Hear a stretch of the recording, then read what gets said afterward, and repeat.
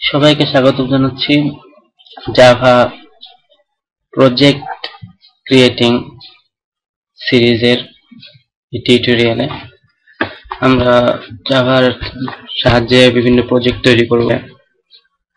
একটা individual software তৈরি করা যায় এবং রিলিজ করা যায়, সেটা আমরা একটার পর একটা আস্তে আস্তে জানবো। এই টিউটোরিয়ালে আমি দেখাবো কিভাবে একটা বেসিক প্রজেক্ট শুরু করা যায়। প্রথমে আমরা আমাদের কম্পাইলার সিলেক্ট করব। এক্ষেত্রে জাভার জন্য আমাদের সবচেয়ে ফ্রি এবং সহজ কম্পাইলার হিসেবে এক্লিপস আমরা পাবো। ইন্টারনেটে এখন অনেক এক্লিপস এর ভার্সন পাওয়া যাবে। তো প্রথমে আমরা একটা প্রজেক্ট তৈরি করব। File, new Java project.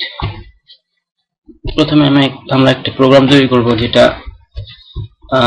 উইন্ডোজের নোটপ্যাডের মতো হবে।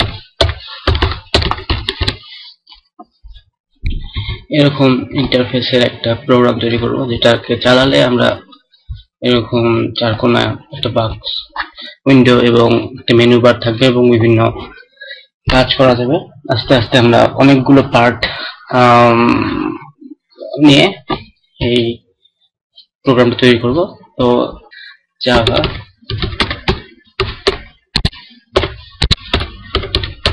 নোটপ্যাড, এটা প্রজেক্টের নাম। তো প্রথমে এইভাবে নাম দিলে প্রজেক্ট তৈরি হয়ে যাবে। একটা সোর্স প্রজেক্ট প্যাকেজ তৈরি হবে।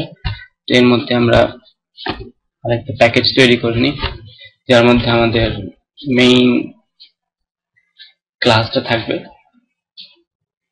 Package, main package. মেইন প্যাকেজের মধ্যে আমাদের মেইন প্রোগ্রামটা, মেইন ক্লাসটা আমরা তৈরি করব। মেইন ক্লাসটার নাম দিয়ে আমরা জেএনপি নাম দিই, জাভা নোটপ্যাড জেএনপি, ক্যাপিটাল জেএনপি, সমস্যা নেই, ক্যাপিটাল ক্লাস দিয়ে শুরু করা যায়। আমরা এখানে আমরা মেইন ক্লাস তৈরি করতে পারি।